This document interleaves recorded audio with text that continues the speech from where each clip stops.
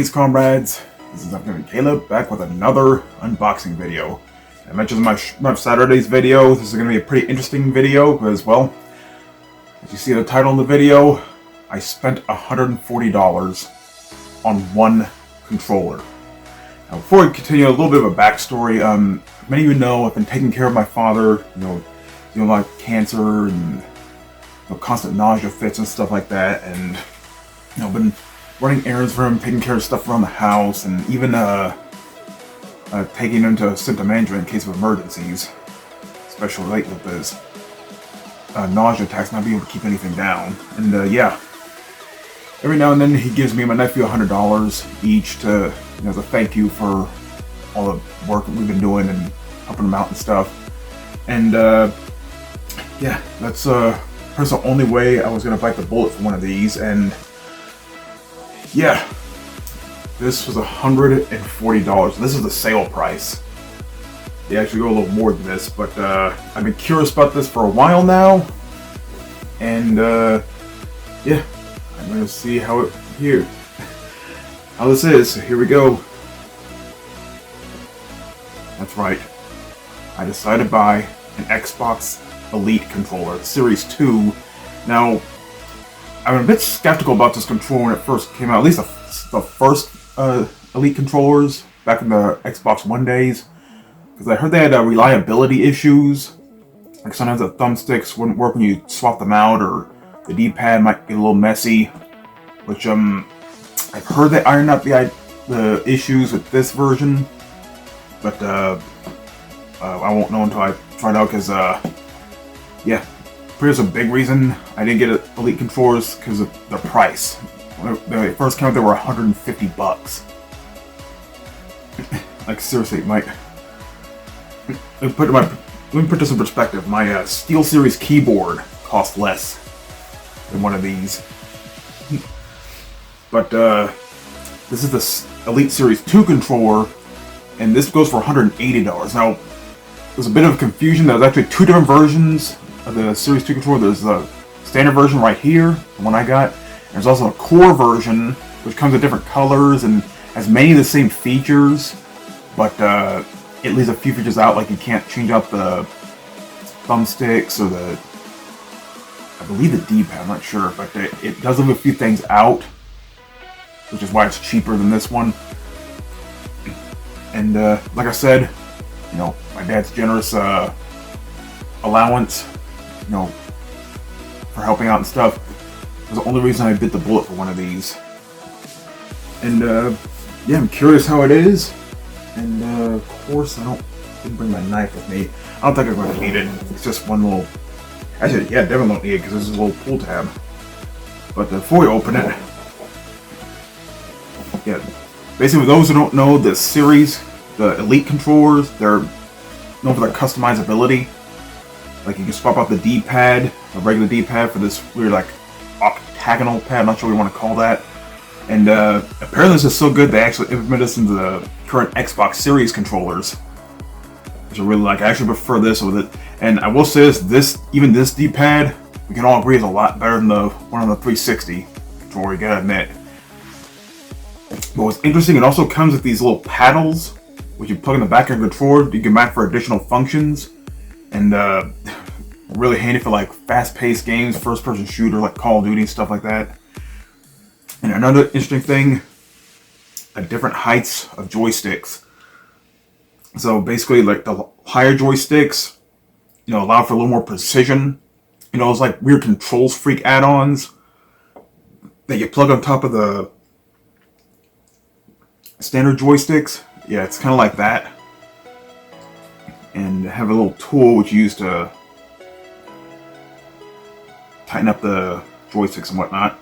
Yeah, optimized for you, adjust thumbstick tensions and select preferred thumbsticks and D-pad. Limitless customization, reassign buttons, tweak sensitivity and switch profiles on the fly. But you need the Xbox Accessories app on your PC. Which I do have that. I mainly use that to update the firmware of my Xbox Series controllers.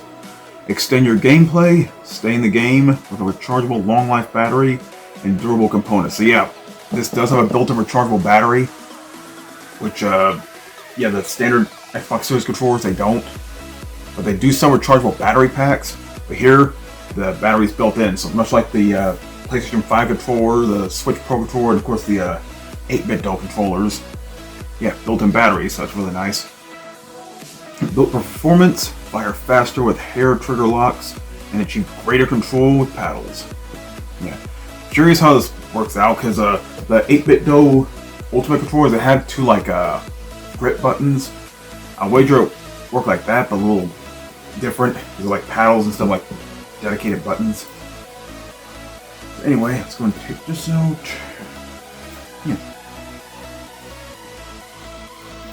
Yeah, at normal price, I wouldn't get one of these, but it was on sale, so I figured why not.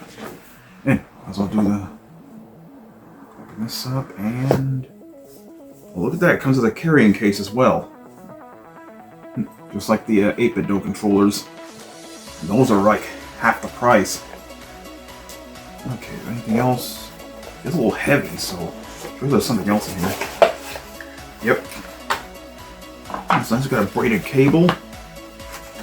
And of course, the usual instruction pamphlets, stuff like that. So, here it is. Yeah, it's upside down for the camera, but you know.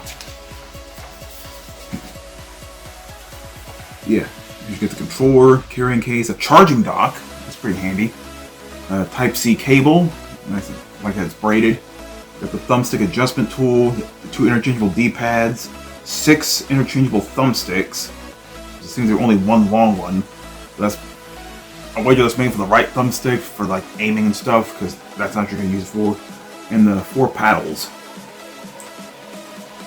Yeah, layout's pretty much the same as your traditional Xbox controllers. And yeah, instead of a share button on the Series controllers where you press that and it takes a screenshot, here's a profile button. You switch to 3 different profiles, much like the 8-bit Ultimate controllers.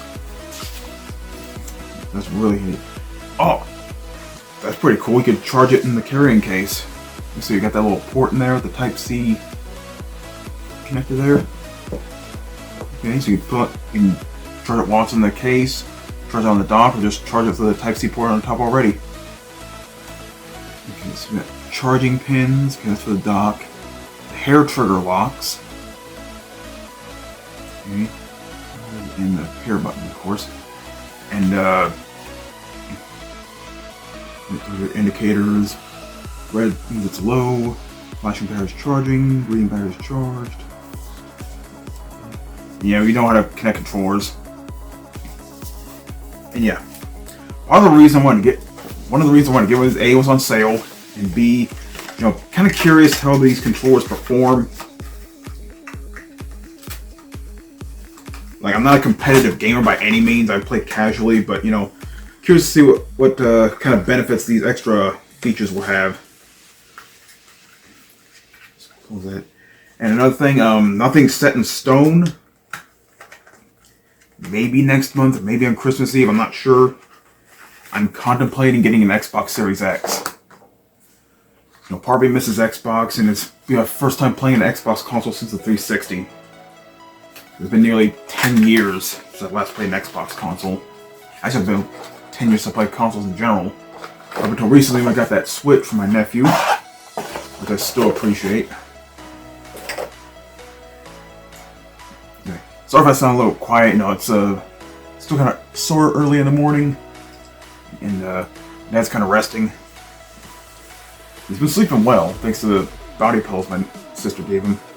So, a nice little case here. And of course, we'll open it up. We got the main attraction. Controller itself. And give me 1 second. Figure while I have this, I break out the original Xbox Series controller. You can see this D-pad here, which I'll call it a D-pad because that's what it is. You can see it draws inspiration from this and made it standard, so that's pretty cool. And actually, this may sound weird, I actually prefer this kind of D-pad because nice and clicky, it's very responsive, and it just feels good on the thumb. At least for me, you know, your mileage may vary.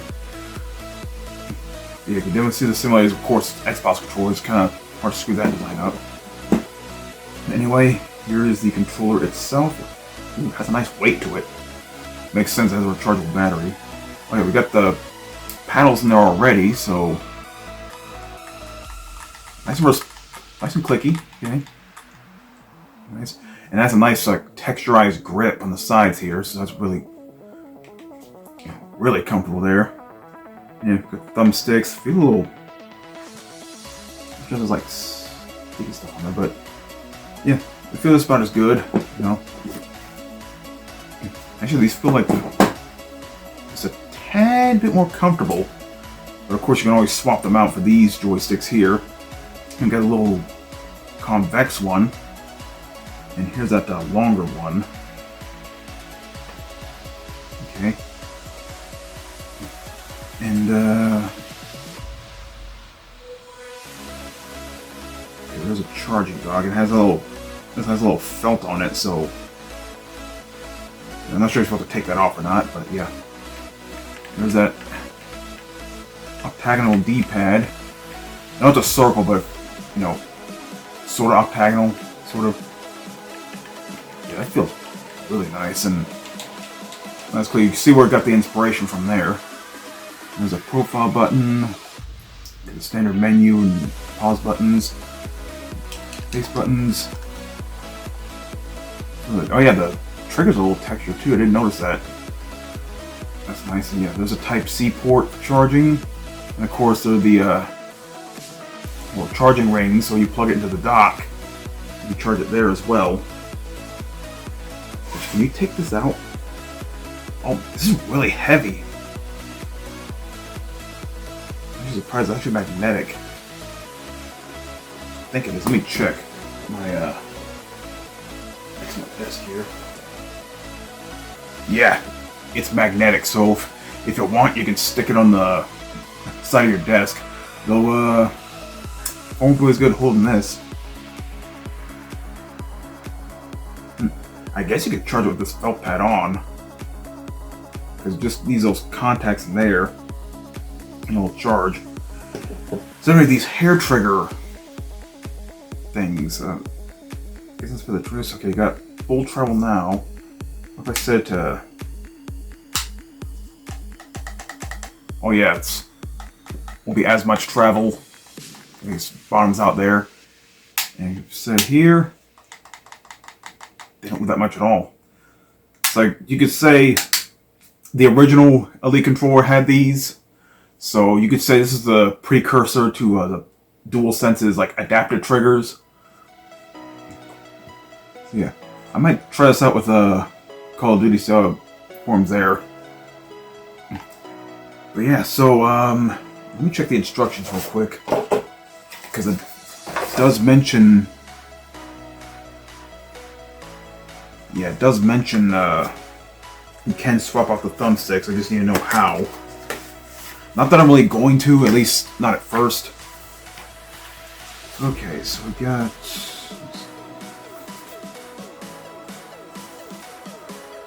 Yeah, no connecting stuff. Okay, so with the interchangeable components. Now they do sell separate like customization kits for this. A lot of them are third party, mostly like different colors and stuff. It has the same thing. They have the paddles, the different thumbstick heights, different D-pads. Use that thumbstick tool. Well, that's made of metal, not plastic. If you chain them off, you might break them. Okay, so rotate the paddles 90 degrees, pull straight out to remove. Place any paddle placing straight in and rotating 90 degrees. On the D-pad, you just pull it out and you put that one in, but I don't know. I love this on the Series controller, so I'm probably going to stick with this. Okay. You pull out the thumbsticks. You insert the thumbsticks. Which.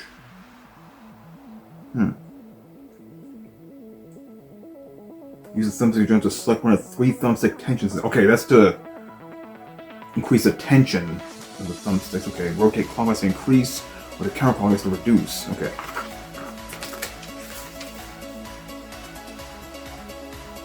Okay, so it's not much for moving the joints, as much as for adjusting the tension. Okay.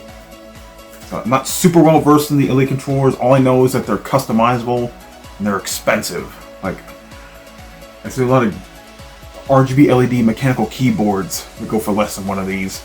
And again, the regular price is $180, but I got this on sale for $140. It's still pretty pricey for a controller. We'll see how it holds up. And I do hope it's more reliable than the original, because the original Elite controllers, they're good. Some of them have reliability issues, so hopefully they've been remedied with this version. So yeah, the Xbox Elite controller Series 2. Because if you don't know, there was a Series 1 with the Xbox One days. But yeah, this feels really nice, especially those grips here. You know, they try to emulate that with the Xbox Series controllers, and it kind of works. But I don't know. Something about having rubber texturized grips really come in handy. You know, I try to make that standard with newer controllers, which, the rumors are true, the new Xbox Series controllers now going to have texture grips, having a lot of new features, and they'll supposedly be on par with the DualSense controllers, but we'll see how that goes.